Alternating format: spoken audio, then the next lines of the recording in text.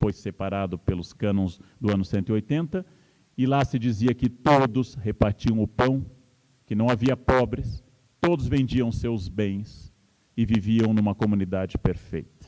Ora, não há mais Jerusalém. Quando o Atos dos Apóstolos é escrito, o 5º livro do Novo Testamento, 5º livro histórico, já não há mais Jerusalém. O que há é a comunidade de Corinto, onde os cristãos já têm classes sociais, onde há cristãos ricos, cristãos pobres, há cristãos que chegam cedo e fazem a Eucaristia comendo tudo rapidamente, e quando chegam os pobres não tem mais a refeição em comum, que era a Eucaristia primitiva. Não há mais a igreja primitiva.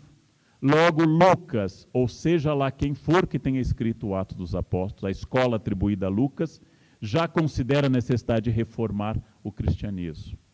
Numa época que ainda era vivo, pelo menos, o apóstolo João, o cristianismo já se considerava necessário de uma reforma. Eu vou datar do Atos dos Apóstolos a primeira necessidade de reformar o cristianismo. A primeira necessidade de restaurar, a pergunta que Lutero fez, a pergunta que muitos santos hereges, heresiarcas, místicos fizeram, que era: o que de fato queria Jesus? Essa é uma pergunta que tem pelo menos 2000 anos. Eu estou datando a primeira reforma cristã do Atos dos Apóstolos e não de Lutero. O Atos dos Apóstolos já é uma tentativa de refazer uma comunidade imaginária. E os textos de Lutero, especialmente após os atritos de 1521-24 em Wittenberg, especialmente após os atritos envolvendo a questão da missa em Wittenberg, os textos de Lutero fazem muita referência a um cristianismo primitivo, que foi interrompido por Constantino, decaiu até o Papa Leão X, seu contemporâneo, e por fim chegamos a esse ponto. Quando Lutero se pretende um reformador, ele se pretende um conservador do que era o primeiro cristianismo. Reformas surgidas de dentro ou de fora, declaradas heréticas ou incorporadas pela Igreja Católica, são a própria história do cristianismo. Eu datei de Lucas. Todas as cartas de Paulo, aquelas que no Código do Novo Testamento, os 27 livros que Lutero aceitou como parte do Novo Testamento, aquele corpus paulino de 14 cartas, algumas mais duvidosas e outras menos, ele é também uma tentativa de reforma de comunidades. Hereges como montanistas, hereges como valdenses, hereges como população cátara, hereges de toda a espécie, queimados, mortos, perseguidos por Inquisição ou Cruzada, ortodoxos como Francisco de Assis, que também tentou ler a Bíblia na língua vulgar. Segundo uma tradição, prisioneiro na cidade de Perude, ele teria tido acesso a um evangelho em dialeto da Úmbria. Hereges incorporados como leigo Francisco de Assis. Hereges incorporados, perseguidos pela Inquisição, como Inácio de Loyola, Teresa d'Ávila e João da Cruz. 3 santos presos pela Inquisição. 3 santos inquiridos pela Inquisição. São reformadores em vários sentidos. Ou seja, Lutero faz parte de um esforço que acabou se afastando no núcleo da hierarquia da Igreja Católica, mas que tinha a mesma intuição de Francisco de Assis, a reação leiga do século XIII, a mesma intuição de Lucas, não constituindo fenomenologia ou essencialismo, que é a reforma do cristianismo, é a história do cristianismo. Vou partir desse pressuposto antigo, presente em obras católicas, como Daniel Hobbes, uma obra que eu li quando tinha cabelo. Daniel Hobbes é um historiador católico tradicional. Ou em obras clássicas protestantes, como o Tratado de Pastor sobre a história dos papas. Todos eles, de alguma forma, a ideia não é minha, não é original minha, tratam das reformas bem-sucedidas, como a de Francisco de Assis, internas às ordens, como Teresa d'Ávila e os Carmelitas Descalços, cisões, como os capuchinhos no século XVI, na ordem dos franciscanos, ou tornadas heréticas, como cátaros, valdenses, albingenses, como a própria história do cristianismo. A história do cristianismo é a história das reformas. É a história de sístoles e diástoles, de papas reformadores à direita, vou usar uma expressão anacrônica, à direita como Pio IX, ou à esquerda como João 23. À direita como João Paulo II, ou à esquerda como o atual Papa Francisco. É anacrônico. Esquerda e direita são expressões da Revolução Francesa. Quando a Revolução Francesa começou, a Igreja Católica já tinha 1.700 anos. Então ela olhou essas mudanças como Revolução Industrial, capitalismo, com certo distanciamento. A reforma do cristianismo é a história da reforma da Igreja.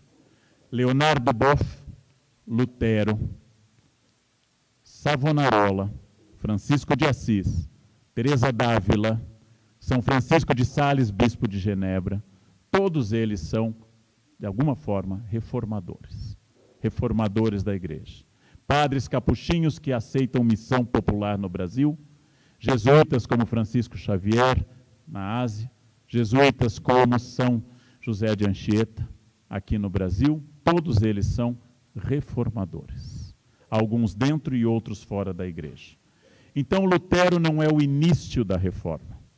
Lutero é um ponto fundamental da reforma de um processo muito mais amplo do que nós possamos imaginar. Mas vamos adotar a historiografia tradicional protestante. O proto-heresiarca para os católicos e a estrela da aurora boreal do protestantismo, que é John Wycliffe. Se nós analisarmos a vida do inglês, do padre inglês Wycliffe, lembraremos que ele é muito similar a Lutero, porque na geração quase 200 anos anterior à Reforma, Wycliffe queria e conseguiu uma Bíblia em inglês. Uma Bíblia que suscitou um movimento, que são os Lollardos. E Wycliffe, tal como Lutero, morreu de morte natural, ainda que ele seja um caso de alguém julgado posteriormente, ossos desenterrados, e tenha sido queimado depois de morto. Ou seja, Wycliffe, a chamada estrela da manhã da Reforma na historiografia protestante e proto-heresiarca na historiografia tradicional católica, é um modelo para Lutero, ainda que Lutero pouco soubesse das reformas fora da área alemã. Lutero sabia muito sobre a Suíça, Lutero sabia muito sobre Países Baixos e muito pouco sobre fora da área alemã. Wycliffe é um luterano avant la lettre, se eu trabalhar com a ideia de história teleológica, que é um equívoco, nós sabemos, mas ele faz parte de um movimento de autonomia, de Bíblia na linguagem popular, e eu diria que tanto Wycliffe, vitorioso no século XIV na sua intenção, como Johann ou Jan Hus, enganado, traído e queimado no século XV, e esse sim diretamente ligado ao sentimento que havia na Boêmia e na Alemanha sobre o poder católico, nós não entenderemos Lutero sem entendermos um sentimento amplo de cristandade que se acentuou a partir do século XII e XIII, suscitando desde a primeira cruzada no século XI até os grandes movimentos heréticos do século XIII e as grandes sumas católicas. Lutero faz parte de um processo de meio milênio de aumento da religiosidade, contrário ao que a gente aprende na escola, que o Renascimento é uma época de antropocentrismo, pensamento racional, equilíbrio crítico e abandono da tradição cristã. Sim, isso podia ser verdade para meia dúzia de intelectuais neoplatônicos em Florença, porque o Renascimento é uma cultura plutocrática, ou seja, de ricos. O povo, a chusma, a ralé, a mancha verde, os gaviões, esses assistiam entusiasmados à queima de obras renascentistas, como a promovida por Savonarola numa fogueira das vaidades em Florença, durante a Quaresma em Florença. Ou seja, eu tenho que entender a reforma como um movimento da cristandade, de aumento da religiosidade, de massas camponesas que se pronunciaram de forma social e religiosa na rebelião de Wat Tyler do século XIV na Inglaterra, nas Jacqueries do século XIV na França e nas rebeliões camponesas da década de 20 e 30 na Alemanha, atingida pelas ideias de Lutero. Com isso eu saio daquele individualismo de lideranças protestantes e saio de uma leitura muito típica do século XIX, quando inclusive se inventam obras sobre Lutero, como, por exemplo, a biografia que Ana Madalena Bach teria escrito sobre Bach, dizendo que Bach se entusiasmava com a leitura de Lutero. É a criação de uma memória que tem um objetivo tanto luterano nos 300 anos da Confissão de Augsburgo, que vão originar a Sinfonia Reforma de Mendelssohn, em 1830, como também no ataque à Inquisição Católica, já que até hoje todo livro didático é ilustrado, quando fala de Inquisição, por imagens do século XIX, e não por imagens da época da Inquisição. Ainda que houvesse Inquisição na Espanha no início do século XIX, ou pelo menos até a década de 20. Porque essa é uma leitura liberal do século XIX. O que é ser historiador? É inserir essas leituras na sua época. A Inquisição vai ser relida no século XIX e a Reforma, no momento da vitória de países protestantes, como a unificação prussiana, o Império Inglês e a ascensão dos Estados Unidos, o protestantismo vai ser elevado no século XIX à categoria de progresso e futuro, e o catolicismo associado à pobreza da Itália, da Espanha e de Portugal vai ser afundado como um modelo a ser evitado. Isso é uma criação sob o luteranismo no século XIX. De todas as formas, todas as reformas mostram que há mais similaridade entre santos e hereges. Eu vou usar a palavra herege porque é um conceito histórico. A hereses, aquele que escolhe, mas não porque eu concorde que alguém seja herege. Mas vou usar a palavra herege por ser histórica. Quando o herege, do ponto de vista católico, o advogado francês Calvino, queima violões e instrumentos musicais em Genebra, República Autônoma, primeira experiência absoluta de teocracia protestante, capaz inclusive de queimar um médico pesquisador, tal como a Inquisição Católica. Quando Calvino queima violões, ele faz idêntico ao que havia sido feito por São Bernardino de Siena, quando lá, em Siena, São Bernardino reunia instrumentos musicais na quaresma e tocava fogo, mostrando que música desagradava a Deus. Deus gostava só do canto gregoriano, a capela, sem acompanhamento musical e com texto dos salmos. São Bernardino de Siena poderia tomar um chá com Calvino, um santo místico com um heresiarca calvinista, porque ambos acreditavam muito e profundamente na ideia de que a alegria era inimiga de Deus e que a única coisa que Deus admirava era penitência, trabalho e dedicação. Se nós tirássemos a briga de torcidas entre calvinistas e católicos, eles teriam muito a conversar, muito a falar entre eles, porque tal como Savonarola queimado em Florença, ao queimar quadros de Botticelli, inclusive com a presença de Botticelli, aplaudindo, Botticelli culpado no fim da vida por ter pintado gente pelada. Vocês não vão entender isso, mas houve um momento na história que alguns se incomodaram com nudez da arte. Eu sei que isso é muito estranho, mas ouça o tio, foi assim. Foi assim. Houve um momento na história que alguns consideraram como o Papa São Pio V mandando o pintor Volterra tapar as imagens que Michelangelo havia pintado na Sistina entre 1536 e 41, o teto, e depois, no fim da vida, no fundo, no chamado juízo final. São Bernardino e Calvino estão muito próximos. Vamos lembrar que se você for acusada de feitiçaria na Suíça, país dividido entre luteranos, calvinistas, zwinglianos e outros, e católicos, você tanto faz se fosse pego num cantão luterano ou num cantão católico. Ambos queimavam feiticeiras. Porque também Lutero, apesar de ter um texto pioneiro estimulando os homens a lavar fraldas de crianças. Lutero é o primeiro a dizer que um homem não é ridículo ao lavar fraldas de criança se fizer isso por fé, e não por feminismo, por sentimento de feminino, não o feminismo como movimento. Apesar de Lutero ter texto interessantíssimo sobre a nova posição da mulher, Lutero compartilha de uma certa desconfiança comum a Calvino e a toda a Contra-Reforma católica sobre o feminino. Então, muitas dessas pessoas poderiam conversar, e isso não diminui Lutero, apenas tira de Lutero um sentimento que é importante, que em história é muito frequente, que não conhecendo a amplitude de um movimento, a gente fala em milagres. Exemplo, Fala-se muito em historiografia do século XIX do milagre grego. Havia o Egito, teocrático, com arte rígida, com o faraó mandando, sem criatividade na visão ocidental. De repente, surgem as imagens gregas, a filosofia, a democracia. O século XIX, em grandes obras, como Fustel de Coulanges, gostava de ressaltar o milagre grego. A partir do momento que nós descobrimos, também no século XIX, a civilização creto-micênica, houve um elo entre Egito e Grécia, um estágio intermediário contido nas escavações em Knossos ou em Micenas, e esse elo intermediário diminuiu o milagre grego.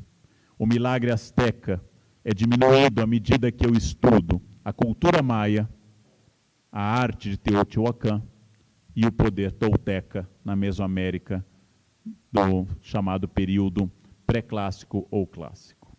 Então, o que eu estou dizendo? Tudo o que eu estou falando não é para diminuir Lutero, que tem uma posição essencial na história, mas para inseri-lo num quadro de explicação muito maior. Há um movimento de intensificação religiosa. Eu critiquei a ideia de pregar as 95 teses, duvidei de Lutero como protagonista isolado da reforma, sem duvidar da importância da sua ação, ampliei, e quero dizer que a reforma luterana, como todos os processos históricos, tem em muitos momentos. Há um Lutero em 1517, cujo foco é indulgências, purgatório. As vendas feitas pelo monge dominicano Tetzel e a crítica dele à venda de indulgências. Esse Lutero é católico, mas desde a sua visita a Roma 7 anos antes, voltou profundamente irritado com a prática de indulgências. Tal como muitos católicos, ele não compartilha dessa ideia, lembrando que indulgências nunca constituíram dogma de fé, e como tal, um bom católico pode duvidar daquilo que não é dogma de fé. Exemplo, aparições de Nossa Senhora não são dogma de fé na Igreja Católica. Maria tem 4 dogmas, nenhum deles fala de aparição. Logo, um bom católico pode duvidar de uma aparição mariana sem incorrer em pecado grave. Não é dogma de fé o limbo, haja vista que o Papa emérito, Bento XVI, considerou que o limbo, usou um advérbio, provavelmente não existe. Mas o paraíso e o inferno são dogmas de fé. A virgindade de Maria, a Imaculada Conceição de Maria, sua assunção ao céu de corpo e alma, o último dogma da Igreja mais recente, 1950, esses são dogmas. O Lutero de 1517 é um monge católico, que inclusive continua usando a roupa negra da ordem agostiniana, como vai usar durante muitos anos ainda. O Lutero de 1517 é diferente do Lutero de 1520 e 21, quando o Papa Leão X reage, excomungando Lutero.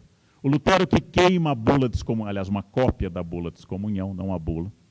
O Lutero que queima a bula de excomunhão já é um Lutero menos católico do que o Lutero de 1517. Quando ocorrem as agitações em torno da missa em Wittenberg, Lutero é obrigado a sair do seu esconderijo, no castelo onde se escondia sob o pseudônimo Jorge, e traduziu em 11 meses o Novo Testamento. Isso é quase um Exu tradutor, né, Lutero? Traduziu em 11 meses 27 livros do grego, e bem, imitando inclusive a velocidade de São Jerônimo, que traduziu o livro dos Salmos numa noite. Eu não sei o que essa gente bebia, né? É uma coisa que isso é espantoso isso, né? Quando eu traduzo, eu levo 4 horas para um parágrafo, 6 dias para um capítulo. Essa gente era o Espírito Santo, Então, quando Lutero sai do seu exílio, onde foi simulado um rapto por Frederico o Sábio, quando Lutero sai do seu exílio e traduz o Novo Testamento, fundamental. Quando Lutero vai a Wittenberg voltar a pregar na cátedra, no altar, no púlpito onde ele pregara tantas vezes, esse já é um outro Lutero.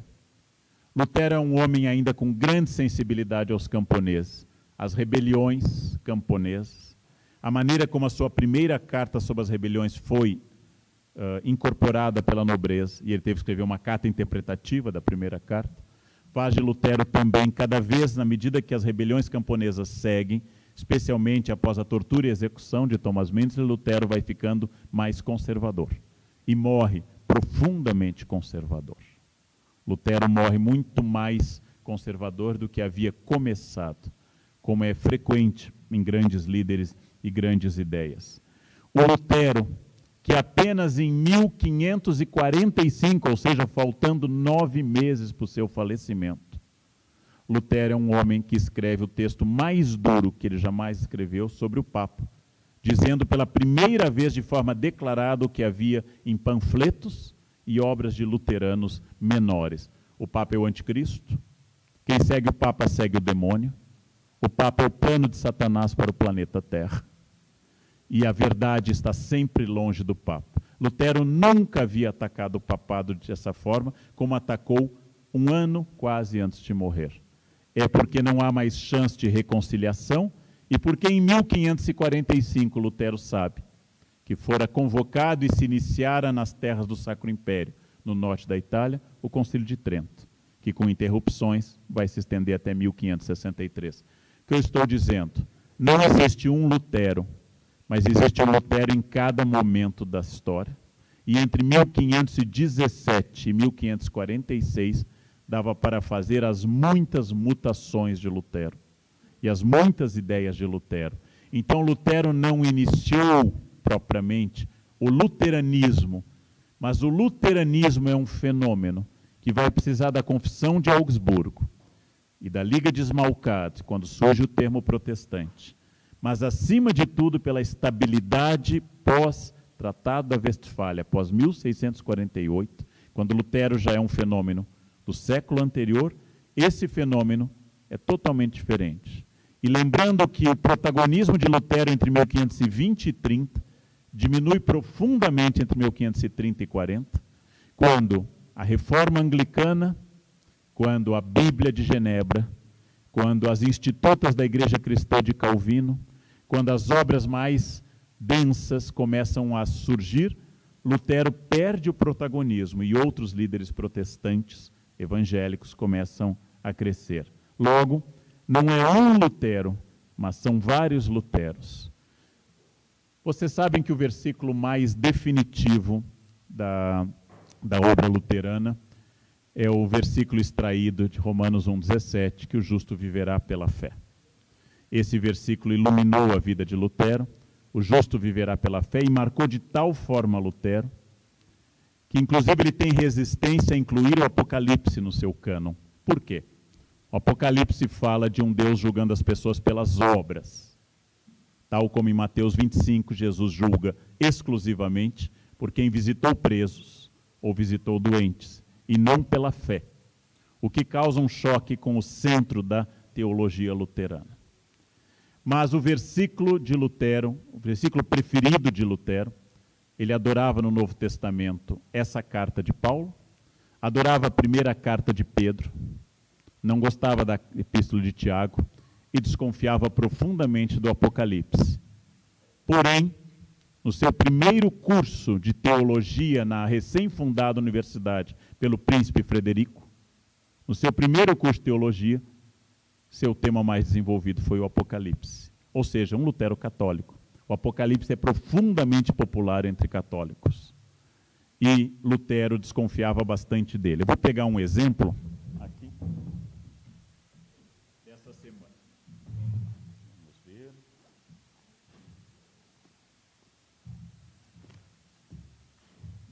Faz 4 meses que eu estou lendo completa a tradução protestante da Bíblia, porque descobri que todas as muitas vezes que eu li a Bíblia, sempre foi uma tradução católica. E tinha lido a tradução hebraica do Antigo Testamento, mas eu nunca tinha lido completa uma tradução protestante. Conhecia a versão João Ferreira de Almeida, mas não a versão de Lutero integral.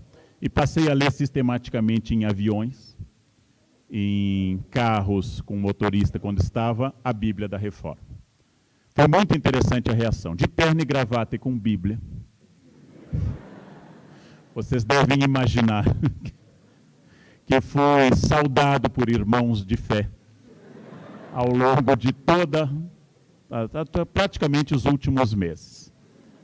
Eu estou no Evangelho de Marcos, Falta ainda, talvez, mais uma semana para eu terminar a releitura da Bíblia de forma sistemática, e ela está indo lentamente porque eu estou lendo muito as explicações, que me interessam mais do que o texto em si. E é muito interessante porque a Bíblia protestante é uma Bíblia portátil. É uma Bíblia para levar no braço, ler, comentar.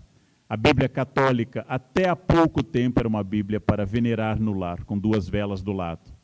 A Bíblia da Barça aberta no Salmo 23, ou 22, dependendo da idade da pessoa, porque tem essa nomenclatura difícil nos Salmos. O Senhor é meu pastor, em todo caso. Ou 22 ou 23, dependendo da edição da Bíblia. Era uma Bíblia para ser venerada, era uma Bíblia para ser respeitada como objeto, e não para ser lida. Até hoje, vocês sabem, quando alguém cita algo como capítulo 8 de João, episódio da adúltera, João 8:32, conhecereis a verdade vos libertará, a chance de ser protestante é muito grande.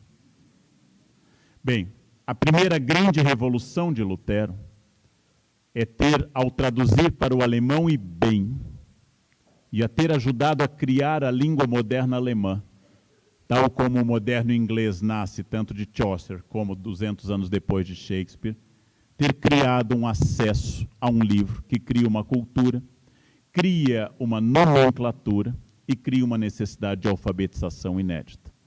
Os judeus foram o primeiro povo da história a superar o analfabetismo masculino ainda no século XI, graças à prática do Bar Mitzvah, que obriga um menino de 13 anos a se tornar homem a ler a Torá na frente da comunidade. Os luteranos introduzem a segunda onda alfabetizadora da história, que é em função da Bíblia. Em áreas, foi a primeira coisa que Weber notou na sua pesquisa, em áreas onde domina o luteranismo, o pagamento de impostos, como vocês conhecem da obra, e a alfabetização é maior. Lutero introduz não apenas essa tradução fundamental, mas traz uma questão da individualidade do enfrentamento da tradição. Durante séculos e com a autoridade da Igreja, os chamados livros deuterocanônicos, vamos pegar apenas o exemplo mais óbvio, 1º e 2º Macabeus, por causa da oração aos mortos, que influencia a noção de purgatório. Lutero, ao rejeitar, tem bons argumentos teológicos para rejeitar a Septuaginta, ou seja, a versão grega da Bíblia hebraica. Porém, a grande questão é que Lutero, ao utilizar um argumento erudito sobre a tradução de Alexandria, ele também parte de uma questão que é muito moderna. Eu penso assim. Não é mais a autoridade. Não é mais o magister dixit, no meu latim, magister dixit no latim dos jovens restaurados. Não é mais o professor falou, é dogma. É a questão que nos domina até hoje, de que se eu penso assim, assim é. É aquilo que diz Shakespeare, exatamente nas suas peças, assim é, se lhe parece. A introdução da vontade individual, através de uma idiosincrasia, de uma psicologia, é tão forte que Lutero é uma das primeiras grandes personagens da história a ter uma análise psicológica. Em 1928, Lucien Febvre lança o livro Martinho Lutero, um destino. Martin Luther, un destin. Em 1928, Lucien Febvre, com Freud ainda vivo pelos próximos 11 anos, está lançando o primeiro exercício de história psicológica sistemática, que apesar do livro ser bastante debatido e criticado hoje, ele é uma necessidade nova de compreender o homem, o indivíduo. Quando Plutarco escreveu Vidas Comparadas e tratou de Alexandre e Júlio César, não entendeu a psicologia de Alexandre, mas seus feitos, seus atos, seus efeitos.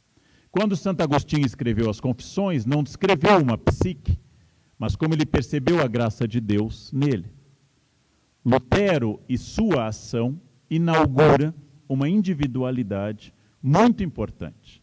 Vamos pegar uma personagem absolutamente distinta. Grande parte do debate sobre o nazismo está centrado na psicologia de Hitler. Por que Hitler era tão medonho? Seria sua mãe ter morrido de câncer tratada por um médico judeu em meio a grandes dores? Seria o fato da hipótese bastante documentada, mas sem uma prova definitiva, que devido ao ataque de uma cabra na adolescência, ele teria perdido um dos testículos, fazendo que ele jamais fosse examinado nu? Seria essa característica única e ímpar da anatomia nazista? A causa da maldade de Hitler? Seria o fato de ele ter passado fome em Viena, enquanto judeus ricos lhe pareciam superiores?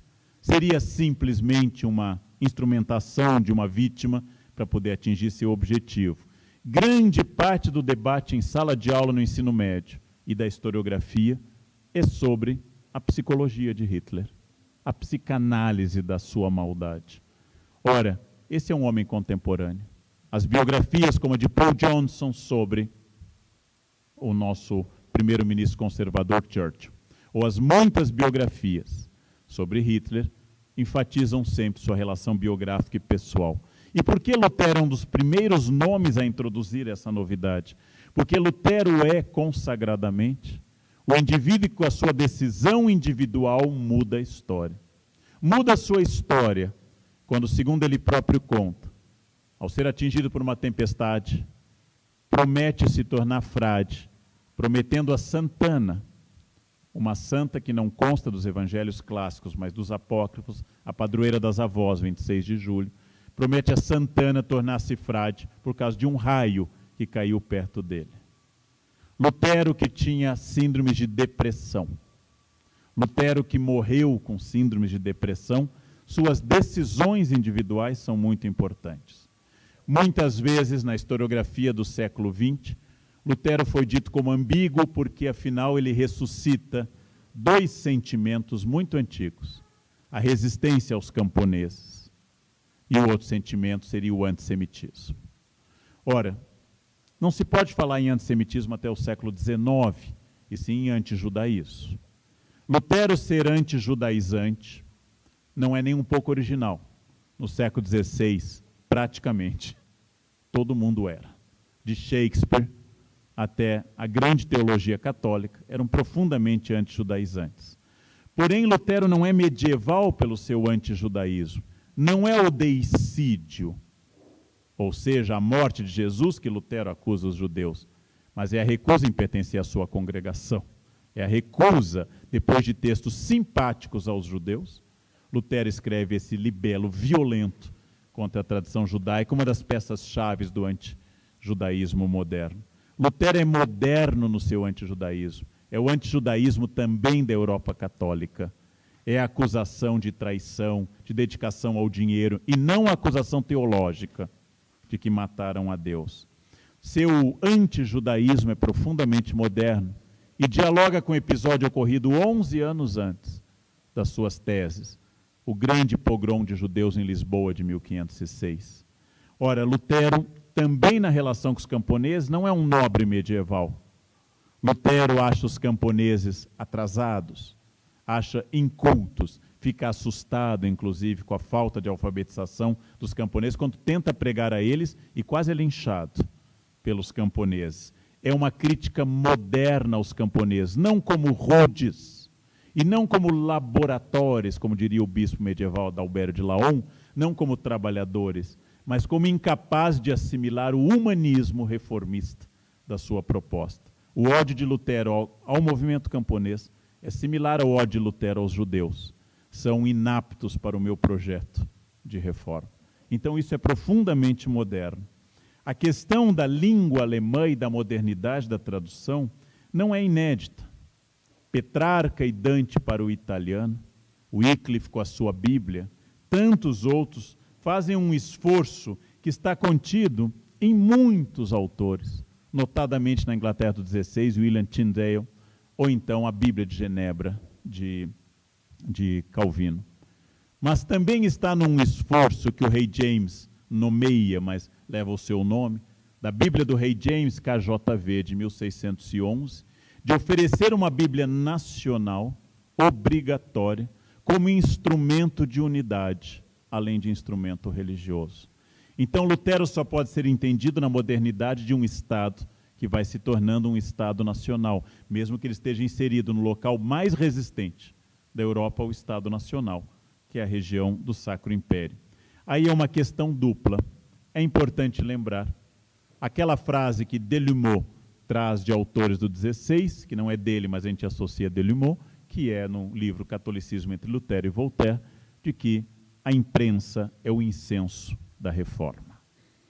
A reforma não existiria se não houvesse imprensa. Quando nós temos que escolher um marco da modernidade, nós somos obrigados, por um equívoco francês antigo, de que essa modernidade, equívoco primeiro italiano, depois francês, que essa modernidade está ligada à queda de Constantinopla, no final de maio de 1453. 3 datas completamente distintas são muito mais significativas para isso. A invenção da imprensa, vamos datá-la sem precisão, em 1455, o descobrimento da América em 1492 e as 95 Teses de 1517. Isso é muito mais expressivo como marco da modernidade que a queda de um pequeno principado autônomo, que era o Império Bizantino, tomado pelas tropas do sultão Maomé II. Ou seja, o que Lutero faz com a Bíblia não é original. Lembrem que um homem comum ao mundo católico e ao mundo luterano, que é Erasmo, obteve do imperador e do papa uma licença para seu evangelho em grego, seus evangelhos em grego, e isso tanto influenciou Lutero, já que é a obra de 1516, como deteve a publicação da Bíblia Complutense, da Bíblia Poliglota do cardeal Cisneros, que não conseguiu publicar por completo, porque o decreto do imperador ainda valia para a Espanha, de que apenas Erasmo poderia publicar uma obra dessas. Então, Erasmo tem um privilégio clássico de Estado moderno, ou seja, um monopólio mercantilista sobre uma área de conhecimento, que influenciou Lutero e deteve um pouco Cisneros, que acabou sendo publicado. Dessa forma, Erasmo é alguém que influencia tanto o humanismo cristão de um lado como de outro. E as mudanças do cardeal Cisneros sobre a obra de Erasmo são similares às mudanças que Lutero e Melanchthon tiveram com Erasmo. Erasmo começa sendo considerado o grande padroeiro do pensamento reformista e termina com Melanchthon escrevendo textos terríveis sobre Erasmo. A associação que eu disse lá no início naquela afirmativa, de que protestantes, especialmente calvinistas, estão na base do sucesso capitalista, tem que ser medida por uma questão importante. Se é verdade que a primeira proposta do clássico de Max Weber é do início do século XX, para entender o livro inteiro da ética protestante e o espírito do capitalismo, eu tenho que lembrar que Weber vai para os Estados Unidos para a exposição de St. Louis. E então ele tem o mesmo choque que no século anterior teve Tocqueville com a América. Vendo do mundo alemão recém-unificado do Segundo Reich, o Weber tem um impacto enorme na sua concepção de mundo, e quando ele publica a obra definitiva, ele está marcado pela visão dos Estados Unidos, país que ele identifica como protestante, apesar do catolicismo até hoje representar quase 1/3 da população norte-americana, e apesar dele ter conhecido áreas católicas dos Estados Unidos, como Maryland, e ter conhecido a área menos desenvolvida, que é St. Louis, em comparação com os polos, ou da costa leste ou da costa oeste, foi a influência sobre o sucesso americano que fez Weber buscar nas raízes, o mesmo que no Brasil, em 1954, fez meu conterrâneo de São Leopoldo, no Rio Grande do Sul, Viana Moog, ao lançar Bandeirantes e Pioneiros, a buscar no passado calvinista ou luterano a explicação do sucesso. Ora, quando o calvinismo chegou aos Países Baixos, os Países Baixos, ou a região dos Países Baixos, já era uma área bastante avançada economicamente, na manufatura e no comércio. Algo que foi debatido desde a Idade Média no clássico de Pirene, até aquele famoso debate que a geração de vocês não acompanha mais, que é de Maurice Dobb, sobre a origem do capital. Aliás, uma sorte que vocês não acompanhem mais esse debate. Foi um inferno da nossa geração. Tinha a réplica, a tréplica, isso foi um inferno. Não, se puderem, não leiam Maurice Dobb. Tem outras coisas para dedicar à vida. Mas, em todo caso, quando Weber identifica nisso, Weber ignora, como é óbvio, uma obra 40 anos posterior, que é o Mediterrâneo e o Mundo Mediterrâneo, na época de Filipe II, do grande Brodel, que vai detectar nas feiras de Flandres, nas feiras da Champagne, no norte da Itália, e no comércio da Catalunha, com as Ilhas Baleares e o Oriente, polos de capitalismo. E desses polos que Brodel analisa, 100% na primeira metade do século XVI são polos católicos. O mundo do início do século XVI é um mundo em torno de duas grandes metrópoles católicas, Sevilha e Lisboa. Sevilha até 1520, 30, Lisboa chega ao apogeu um pouco depois. Logo, construir o capitalismo calvinista como a base do capitalismo dinâmico e atribuir aos Estados Unidos seu sucesso em função de uma ligação com a reforma protestante via Mayflower é incorporar o discurso americano, que querem detectar no Mayflower sua origem, e não nas noivas leiloadas da George, não nos prisioneiros à força, e não na imigração de outra ordem que não protestante tradicional. Ou seja, de alguma forma, tanto Weber como a historiografia americana querem que nós detectemos no calvinismo e no luteranismo um motor da história. O motor da história capitalista. E isso é repetido em obras do início do século XX, e em obras de 1954, como Bandeirantes e Pioneiros, quando Viana Moga identifica no sistema de rios, na geografia, mas principalmente no calvinismo, o sucesso dos Estados Unidos. Isso é teologia e teleologia anacrônica. É óbvio que o calvinismo é mais simpático ao enriquecimento, mas tanto os banqueiros de origem judaica, como no século XIX, os Rothschild, como banqueiros de origem católica, como os Figger, como banqueiros de origem protestante, como tantos, trabalham com o mesmo pressuposto e, aliás, com as mesmas taxas de juros, fazendo crer que o capitalismo não é uma invenção surgida à beira do Lago Le Mans, em Genebra, mas que destravou algumas coisas, que facilitou que áreas já comerciais, já com avançadas relações de especialização na manufatura, como Genebra, Antuérpia e outras regiões, e não exatamente pela concepção religiosa ou apenas pela concepção religiosa. Quando eu falo de imprensa, lembrando que Antuérpia e Veneza são grandes centros de imprensa moderna, eu devo lembrar que um dos maiores produtores de papel no mundo moderno é a Espanha católica, com uma demanda de moinhos de papel de trapo gigantesca, e um grande exportador de papel nessa época. Então é preciso lembrar historiograficamente que a pujança dos Estados Unidos no século XIX e XX produziu um fenômeno tão impressionante que levou as pessoas a supervalorizarem explicações como a ética protestante e o espírito do capitalismo.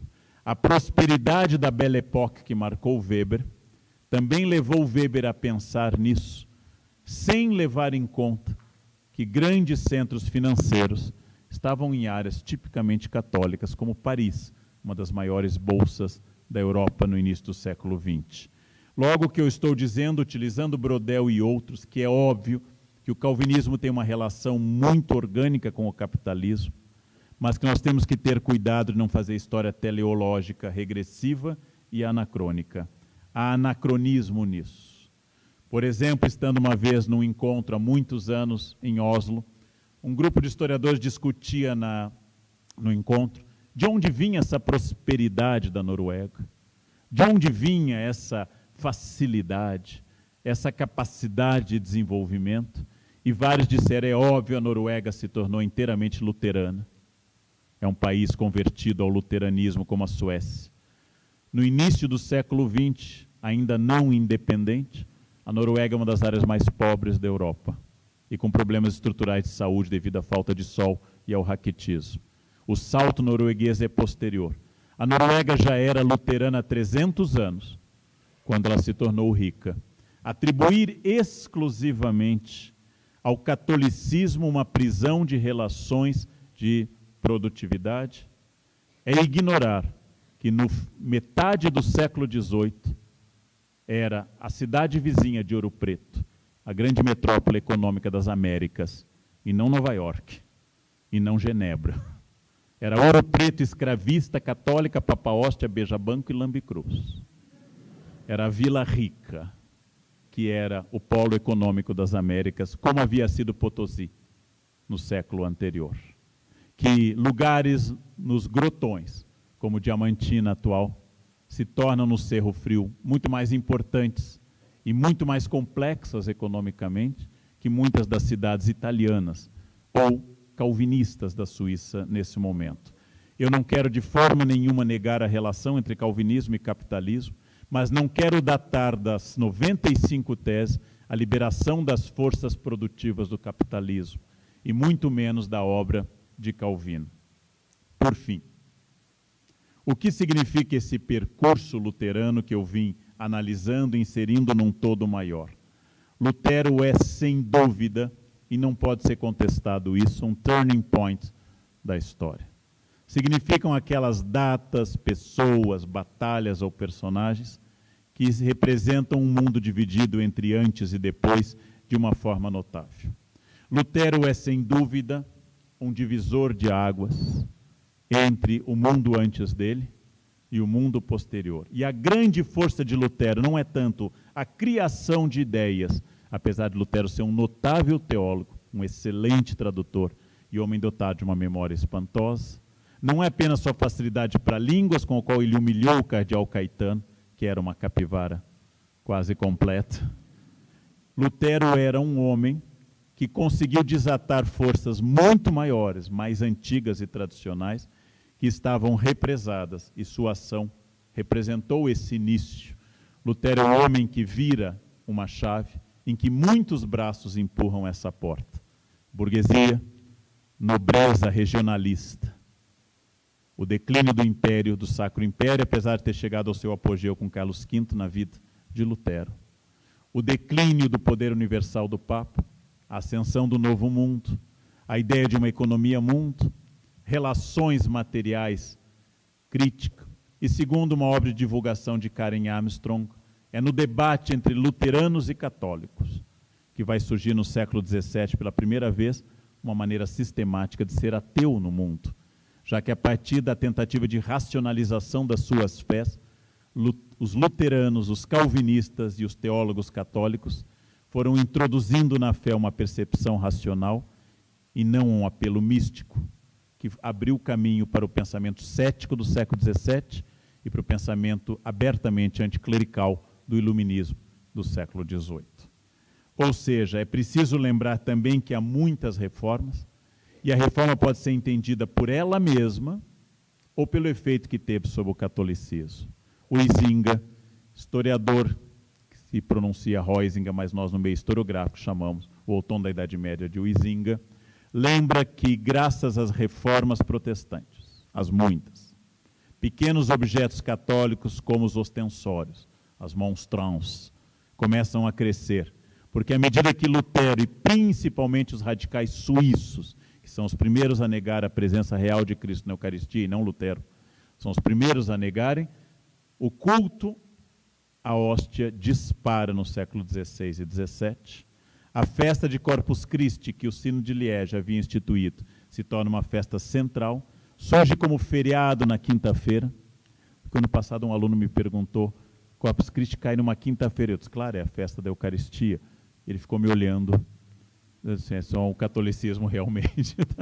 Nosso querido Delimot tem razão, nós temos uma descristianização. Né? Toda festa de Eucaristia vai cair numa quinta-feira, sempre. E toda Páscoa num domingo. Eu sei que não pode não parecer lógico, mas é assim. E toda Sexta-feira Santa, por definição, numa sexta-feira. Né? Eu sei, são coisas que eu deixo para revelar no fim do curso para as pessoas. Bem, o culto à presença de Cristo na Eucaristia, o culto às relíquias de santos, as igrejas monumentais, como os altares teatrais de Inácio de Loyola, canonizado só no século XVII, junto a Francisco Xavier, a São Filipe Neri e a Santa Teresa d'Ávila. Esses cultos monumentais, estátuas de apelo dramático, como a que Bernini fez de Santa Teresa d'Ávila, ou da Beata Albertone na igreja de São Francisco Arrepa, em Trastevere, são só explicáveis à medida do ataque luterano e dos luteranos, muito mais dos luteranos do que de Lutero, e dos calvinistas ao culto e à veneração de imagens. Ou seja, Lutero não apenas definiu um campo teológico novo e uma ruptura moderna, mas Lutero também instituiu uma nova maneira de ser católico, por oposição. Quando no século XX, Sartre diz que o judeu é uma invenção do antissemita, quando no século XX Foucault diz que o homossexual é uma invenção da heterossexualidade, Lutero está dizendo, bem antes, que o catolicismo como ele é compreendido, anterior a Lutero inclusive, ele é uma reação ao protestantismo. A arte da contra-reforma, seu aumento da espetacularização e da teatralidade, da erotização da imagem, é uma reação direta ao esvaziamento de imagens das igrejas calvinistas, primeiro, menos forte nas luteranas e quase inexpressivo nas anglicanas, já que até hoje, se vocês entrarem em St. Martin in the Fields, em Londres, vocês vão se encontrar numa igreja com imagem de Nossa Senhora, vitrais e missas, inclusive, até hoje. Ser cristão reformado em 1517 é diferente de ser cristão reformado em 1648. Ser cristão reformado em 2017 no Brasil é diferente de ser cristão reformado em 1517. Lutero está na base de muitas reformas, mas é um movimento dinâmico, orgânico, individual. E ao introduzir a ideia da iluminação individual mediante a sola escritura e uma iluminação mediante a pesquisa bíblica pessoal, Lutero acaba introduzindo uma possibilidade de variantes extraordinária. Essas questões procuram inserir Lutero em movimentos mais amplos, para que não tenhamos com o luteranismo que se fazia no XIX com o milagre grego, para que não pensemos em Lutero como um meteoro que surge no céu de Wittenberg, mas como parte de um processo fundamental no qual ele desempenhou uma parte importante, mas não única, de reformas permanentes. 1517 é uma referência importante para entender as transformações da Idade Moderna. É importante para lembrar, acima de tudo, que sem Lutero o mundo como nós conhecemos hoje não existiria. E não existe uma história contrafactual. É uma tentativa norte-americana, mas não existe uma história. O que teria acontecido se Lutero não tivesse feito a sua reforma? O mundo ficou diferente e instituído por torcidas organizadas. Exemplo, vitalidade do pensamento e do debate religioso. Já produzi textos expressivos em congressos e textos sobre os protestantes do hinduísmo, ou seja, os Sikhs. A reforma do Guru Nanak no século XVI, que abole imagens, institui o livro como fonte. Esses textos sobre o sikhismo, chamado de forma fenomenológica um pouco estranha de os protestantes do hinduísmo, ela não causa nenhuma reação na plateia. As pessoas reagem à minha exposição sobre o sikhismo com reações bovinas. Ninguém protesta, ninguém levanta, ninguém... Eu sou contra essa visão do sikhismo de jeito algum. Os Sikhs não movem ninguém. Quando eu apresentei há muitos anos um trabalho extensivo sobre o cisma do Oriente, sobre o fato que em 1054 os cristãos ortodoxos gregos se afastaram da comunhão com Roma, não havendo a presença de ortodoxos expressivos na plateia e entre nós, também isso é visto como um fenômeno histórico.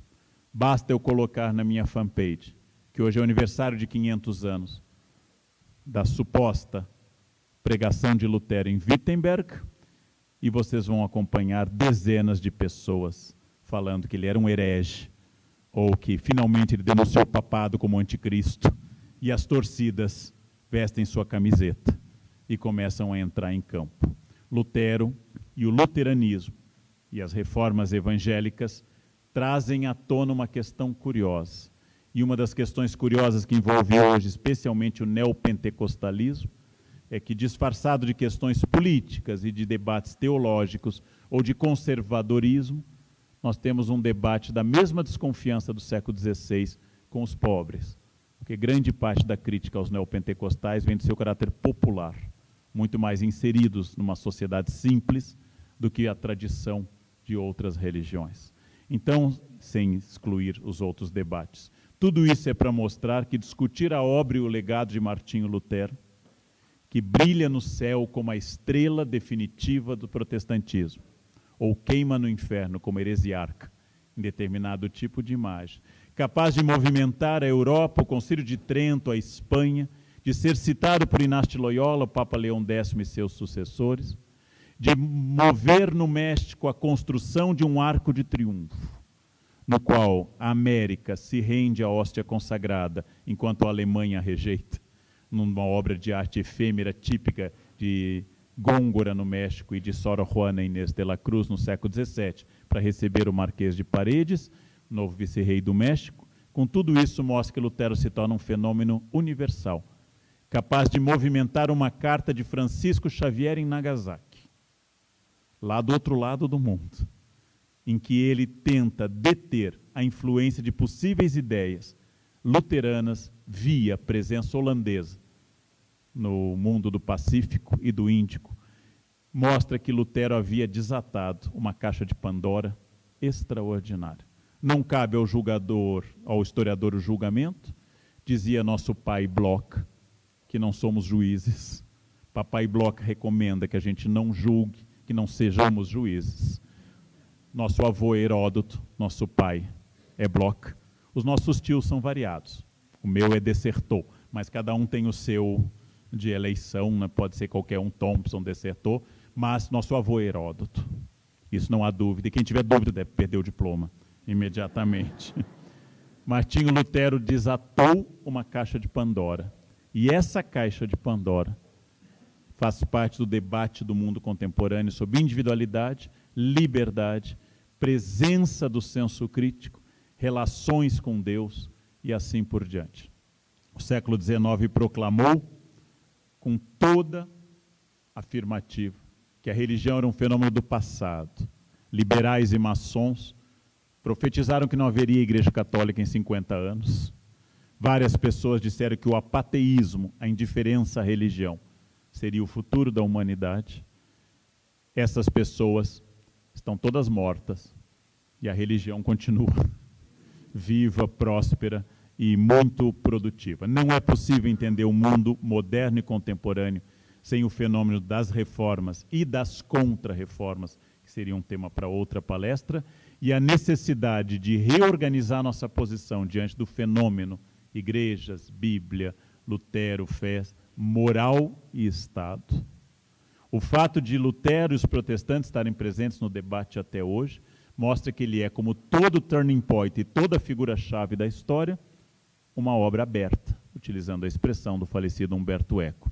Alguém que cada um pode se apropriar e colocar sua própria identidade na obra de Lutero e no que ocorreu há 500 anos, reorganizando e produzindo uma reação que, no fundo, vai significar que em poucos anos, vocês, jovens historiadores, se dedicarem à idade moderna, que é super legal, que vocês, jovens historiadores, terão que reescrever a história das reformas protestantes. Aquela que um católico Delimot tanto escreveu, um católico tradicionalista como o historiador Delimot, que vocês terão que reescrever a história de Lutero, porque, de novo, a posição de Lutero continuará se deslocando em todos os lados, se deslocando em todos os sentidos, produzindo um novo sentido que ilumina nossa própria concepção. Por isso que a data de hoje é uma data fundamental para comemorar. Do latim, lembrar junto. Comemorar, não para saudar ou lamentar, não para exaltar ou atacar, mas para comemorar. Eu tenho que comemorar em história Zumbi dos Palmares, Lutero e todas as personagens que são ou não fundamentais para a história, porque eu tenho que lembrar como elas foram criadas, debatidas e qual a sua importância. História é uma permanente questão da busca dessa comemoração e de uma verdade que seja verossímil, perfectível e não perfeita, verossímil e não verdadeira. Não há verdade com letra maiúscula, mas as diversas verdades que nós vamos produzindo a esse respeito. Assistir. Eu, professor de uma universidade pública, numa outra universidade pública, jovens reunidos numa sala lotada para debater Lutero, significa para mim hoje uma grande alegria de entender que, enquanto isso ocorrer, o processo atual de ataque à educação e às humanidades não será vitorioso.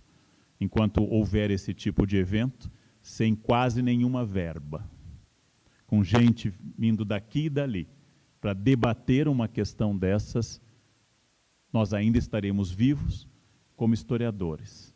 E o outro lado, que não quer debater humanidades, que não quer debater crítica, que não quer ressignificar coisas, ele não terá sido vitorioso, porque a maior vingança contra o outro lado é estudar, pesquisar, publicar e fazer encontros como esse. Todos nós, vocês, eu, os promotores, a UFOP, a Unicamp, todas as universidades públicas, estamos de parabéns, porque somos resistentes dentro de um momento mais reacionário que eu já vi na minha vida, e eu nasci durante a ditadura.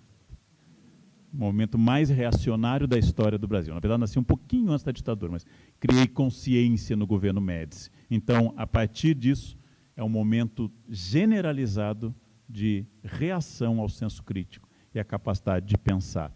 E aí nós vamos precisar de muitas portas de Wittenberg para proclamar senso crítico, debate, relativização de verdades, inserção no tempo e fazer também nós uma espécie de reforma que mais do que nunca as pessoas precisam para que os dogmas não vençam e essa noite escura e terrível que está se anunciando tenha logo uma estrela, uma aurora, alguma coisa que eu sinto que vibra aqui essa noite nessa sala. Quase um pastor falando, vou agora então.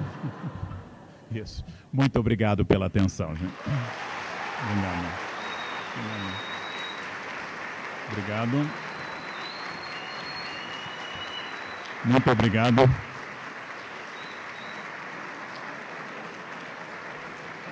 Obrigado.